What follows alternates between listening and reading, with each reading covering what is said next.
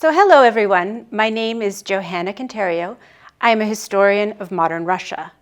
And first, I would like to just thank the Carson Center for inviting me to Munich and allowing me to present my research here today. So this is an early look into a new project I'm doing, spinning off from my book manuscript, which is about the sanatorium in the Soviet Union and Soviet approaches to environment and health. So I started to think while doing this project about how the cultivation of healing landscapes, which mainly interested me with that project, related to the repressive and coercive side of the Stalinist state. And so that is what I will be discussing today. My talk is entitled Green Moscow, Urban Planning, Social Engineering, and the Politics of Green Space in the USSR, 1931 to 1941. In this paper, I explore the relationship between urban planning and social order in the Soviet Union in the 1930s. Throughout the period of the Stalinist five-year plans, rapid urbanization threatened the standard of living of Soviet cities and towns. Between 1926 and 1939, the cities expanded by about 30 million people, mostly peasants from the countryside. And these new migrants strained limited urban resources. The state struggled with the question of how to distribute and redistribute resources, particularly housing and food, to the new urban settlers and also to the established urban population. The state quickly, if nominally temporarily, abandoned its egalitarian impulses to serve the imperatives of rapid industrialization, introducing rationing in 1931. But throughout the late 1920s and 1930s, it faced the ongoing question of how to conceptualize, accommodate, control, and redirect the ongoing population flow from the countryside to the city and from city to city. As the historians David Shearer and Paul Hagenlow have argued, the influx of new urban residents contributed to what the party and state understood to be a surge in social disorder in the cities from the early 1930s. This disorder was particularly acute during and after the forced collectivization drive of 1929-1931 and subsequent famine, when populations fled the starving countryside for the better provisioned cities. As Shearer argued, the Soviet political and civil police, newly integrated into a single agency, turned their attention from collectivizing the countryside to establishing order in the towns and cities. This project relied on the exclusion and violent expulsion of urban residents. Mass operations began in 1932 and served to cleanse cities and strategic areas of so-called socially harmful elements, such as prostitutes, beggars, petty thieves, speculators, homosexuals, and other populations deemed by the state to be undesirable. A passport and registration system provided a mechanism for limiting the out-migration of rural populations. And the Politburo ordered famine-afflicted regions to be cordoned off to prevent peasants from leaving their homes in search of grain. Restricting mobility and migration through policing became a strategy of governance under Stalin. But the party and state sought not only to crush opposition and guard the regime by controlling and preventing crime and disorder, but also to create a healthy, orderly socialist society. Indeed, in this same period, from the mid-1930s, the Soviet party and state also prioritized raising the standard of living and establishing social order in the towns and cities. And in this paper, I argue that the turn in Soviet policing from the countryside to the cities in 1931 and 1932 coincided and was deeply entangled with the creation of a highly statist form of urban planning and massive state investments in urban construction. I argue that urban planners shaped the social order by reducing urban population density, limiting urban growth, and controlling mobility. Urban planners assisted the state in gaining centralized control over urban land, how it was used, and by whom. I argue further that by limiting the growth of central urban spaces, urban planners contributed to a shift in the movements and settlement patterns of the entire population of the Soviet Union in the entire Soviet territory, away from the two capitals and into new industrial areas and border regions. The scale of Soviet urbanism extended to the entire territory of the Soviet state. So this research is also concerned with how the relationship between population control and territory manifested itself in the work of Soviet urban planners most broadly. I explore how urban planners translated the ideal of less densely populated cities into designed built environments through a study of urban green space. One way in which urban planners sought to reduce population density in planned areas and establish material barriers to urban growth was through the construction of heavily policed and protected parks of rest and culture, networks of forest parks or green lungs surrounding all major cities, as well as green spaces integrated into a new residential neighborhoods. By reducing population density in the population of cities overall, and by introducing curative rest areas within the parks, urban planners argued that green space not only made the body social more orderly, but also improved public health. Indeed, urban planners could and did reasonably argue that in reducing urban density and limiting urban growth, that is, by eliminating slums and replacing them with green, Stalinist neighborhoods, they were building socialism. Now, urban planning and questions of policing and population control have largely evolved in two separate historiographies, generally not intersecting in Soviet history.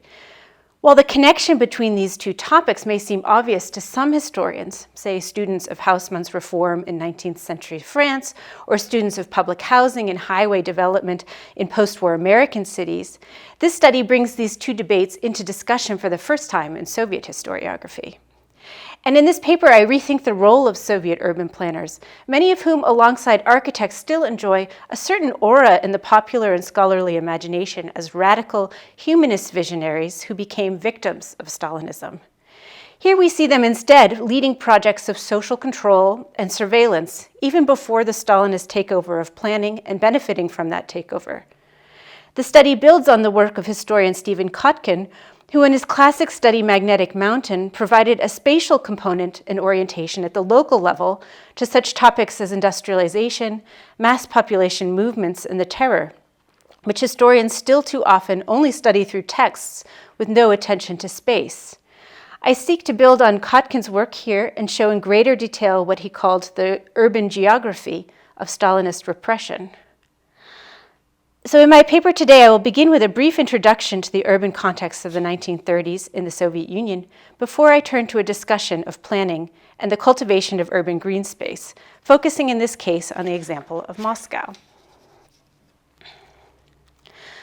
Now, when most people think of communist cities, they tend to imagine gray, bleak factory landscapes marked by environmental degradation and dreary monotony, a product of central planning. But much of the Soviet landscape did not look this way at all. In fact, Soviet cities were, by design, among the greenest in Europe. The development of urban green space was largely tied to a particular moment when urban planning was institutionalized in the Soviet Union in the early 1930s, which is the focus of this paper. In 1931, the state consolidated urban planning into an arm of the state, the Commissariat of Communal Economy. In this Stalinist context, urban planning became integrated into the broader project of national economic planning, expanding in scale to the planning of the entire economy and entire territory of the Soviet Union. Urban planning under Stalin became characterized by a close connection with the social, cultural, technical, and economic development of the country as a whole. The Commissariat of Communal Economy focused largely on improving urban services in cities and thereby improving hygiene. It focused on the provision of water supply, canalization, electrification and gas supply, transportation, laundries, and bathhouses, all of which fit together under the rubric of urban improvement. What has been less recognized in the history of Soviet urbanism, however, is the role of green space in the Soviet conceptualization of sanitary infrastructure. Making cities green was the task of a branch of the urban economy called green construction. Indeed, in this period, green construction, which was an interdisciplinary field of research and practice, linked park design, agronomy, botany, and architecture, and also medicine, and which we might roughly correlate to what we would call landscape architecture, was professionalized. And here in this slide, you can see the first class of landscape architects in Leningrad in 1935. The Commissariat of Communal Economy established a trust for green construction that served the highest priority construction projects of the state. This included not only elite centers like Moscow and Leningrad, but also regional settlements and new cities. Now, the function of urban green space within Soviet urbanism was a heatedly debated topic among urban and economic planners. In monographs and brochures and on the pages of the leading urban planning journal, published by the Commissariat of Communal Economy, the planning and construction of cities, urban planners, landscape architects, and physicians discussed the functions of green spaces in Soviet cities. These debates focus mainly on the question of green spaces as sanitary infrastructure. Physicians had a prominent role in conceptualizing, promoting, and managing green spaces, and saw in parks a public health measure to prevent the spread of tuberculosis and other social diseases. Writings also focused on controlling industrial pollution and the importance of urban nature protection. However, writings also related to the broader question of establishing state control over rural-urban migration and settlement patterns throughout the Soviet territory. Indeed, arguably the raison d'etre of state-urban planning of the 1930s, the motivation for state investments in the enterprise at such a grand scale, was to assist the state in gaining centralized control over urban land and urban populations. More state power over the land, in turn, expanded the scope of the power of urban planners. Green construction was a mechanism by which the state established control over land use. Now, of course, on paper, the state already had control over urban land, which was municipalized during the October Revolution and the Civil War, and never demunicipalized in the period of mixed economy of the 1920s. Yet even during the revolution itself, the municipalization of land in the cities and towns was far less furious than in the countryside.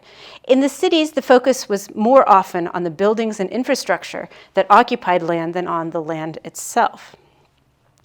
But urban planners condemned what they saw as the practices of private property ownership that continued to exist in Soviet cities and the private approach of state agencies to the land.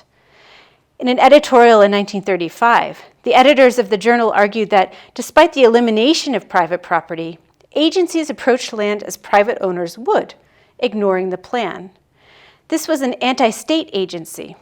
As they argued, we have long ago liquidated private ownership of land, yet we still observe the approach of a private owner of construction agencies to the plots distributed to them. We should decisively battle against this anti-state tendency with urban planning. Urban planners considered fences and walls to be markers of private ownership or private approaches to land use. They sought to take down walls and fences that surrounded parks and gardens.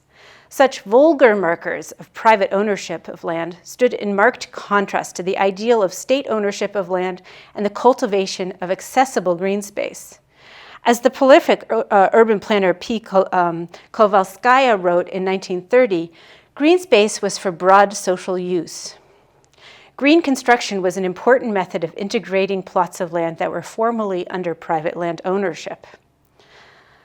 Kovalskaya also noted that removing urban fences and walls around parks and gardens improved the level of surveillance over these spaces.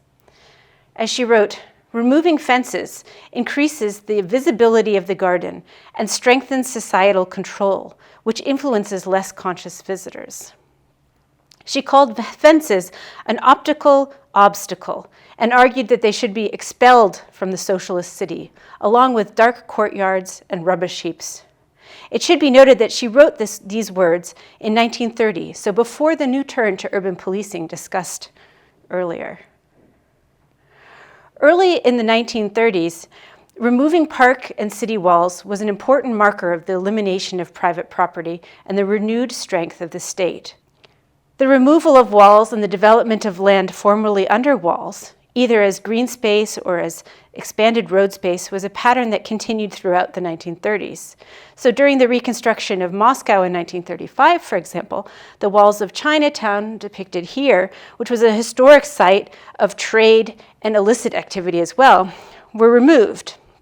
And they were replaced by a wider, easily policed road and green space. So you can see here that in the top image, the wall, and then how it's been removed and the roads have been widened and the green space has also been consolidated. And here's the streets afterwards.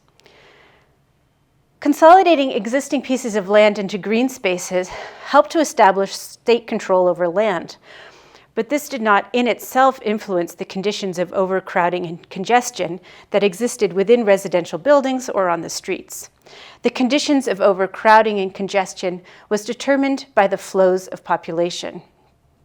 Yet the overbuilt centers of old cities, where there was no space to let in sun, light, and air, influenced the form that urban congestion took. Older quarters of the cities were narrow and dark, lacking sufficient space.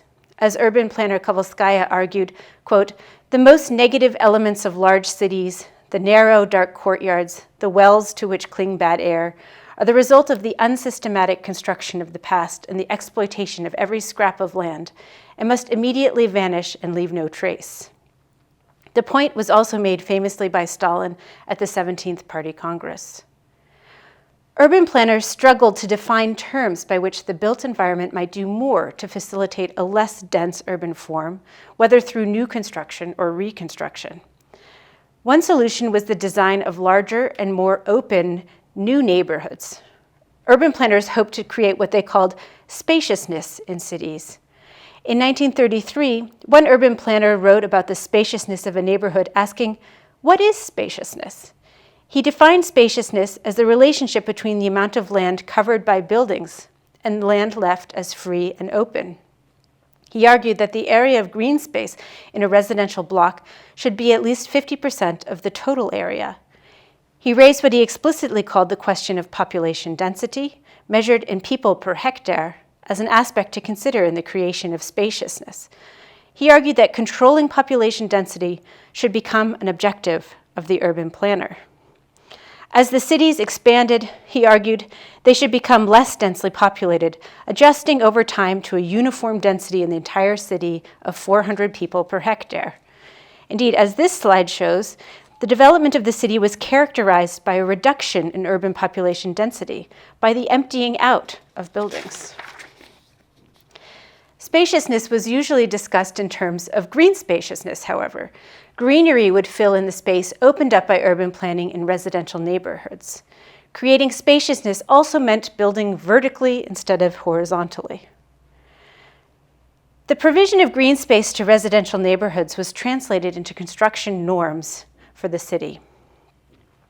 Here we see again the influence of medical officials. The Commissariat of Public Health established norms for green space per urban resident for health.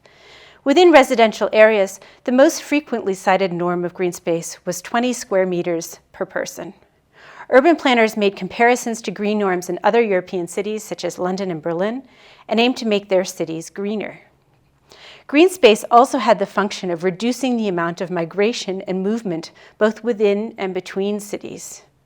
Urban planners explicitly aimed to design residential neighborhoods that would reduce labor migration. They made cities less transitory, quite literally, by reducing the amount of land used for roads in new neighborhoods, removing alleyways and small roads, and reserving more space for centralized greenery. Living conditions filled with green space were directly associated with lowering rates of labor migration. As one architect wrote in 1934, "After 5 years, we now more and more frequently observe the delight of visitors to the housing districts. The settlements are drowning in greenery. The streets are clean, the land is drained. And it is worth noting that precisely these works need to be carried out at the beginning of a construction project, that they are one of the most effective measures for strengthening cadres, for liquidating labor migration, for raising the productivity of labor." These green spaces were understood to root individuals in place, to be tied to the individual, and they were indeed seen as part of their living space. As another urban planner wrote, "Greening the city, creating a network of landscaped parks, boulevards, squares, courtyards, and gardens around residential homes promotes the improvement of living conditions, promotes, so to speak, the expansion of the living quarters beyond the walls of the apartment and building, carrying the living quarters and a part of the living process into free space." Building with green norms led to larger neighborhoods using more territory. In the 1930s, the formal territories of most new or reconstructed cities expanded. Urban planners sought to limit the total area of large cities by placing large protective green belts or lungs around the outskirts of cities. Here you see the network around Moscow. These green spaces, often forested, were material barriers to the expansion of urban territory and defined and marked the limits of the city. Now, planners of green space also engaged in territorial planning at the regional and all-union scale. Kovalskaya argued that planning extended beyond settlements to systems of settlements. She argued that park planners should be included in decisions about where to place new cities. She argued urban planners should examine the natural resources of the entire territory of the Soviet Union in relation to planned new economic enterprises and urban developments to allow for the integration of sites of natural beauty, scientific interest, or economic function into new settlements. She argued that existing forests, lakes, or river landscapes could be directly attached to a city at the moment of the creation of the city itself. Quote, "The moment comes when successfully planted human settlement can permanently secure for itself this or that forest, lake, or river landscape, considering them no longer as distant natural beauties, but as their own places of rest and therapeutic treatment, directly attached to the city, sometimes entering into the city limits." Taking the all-union scale as a starting point, she argued, would help planners incorporate exceptional natural landscapes into urban plans. She related the politics of green space at the neighborhood level to the national plan for population distribution and settlement. So in conclusion, the process by which the Soviet state and party managed urbanization was critical during the 25 years of Stalinism to ensuring that central plans would be fulfilled. The party and state attempted to garner sufficient political power to move, mold, and control human spatial organization and human mobility at vast scales, and also at smaller scales. Green spaces became one of the territorial instruments that the state engaged to this end. Indeed, green spaces constituted emptyable spaces. In the 1930s, Soviet police swept up populations from urban public space, including green space, and fed these populations into a coercive population distribution system that supported remotely located state enterprises. Fed with populations through deportation, in practice, many remote settlements became carceral spaces, settled by force. Populations were kept in place with fences, guards, and geographical distance. Urban planners in this period advocated, to the contrary, for the removal of fences and walls, but the removal of fences and walls served not to promote the freedom of movement. Urban planners made no mention of liberal ideals of freedom of movement, nor indeed of the defense of private property. To the contrary, they engaged deeply with the development of innovative spatial methods for establishing state control over population settlement patterns. The population politics of urban planners after 1931 significantly overlapped and even aligned with the population politics of Soviet police. Parks, now designed by urban planners to promote social surveillance, with visual obstacles of walls removed, were used as instruments of social control by the police and became common targets for mass operations.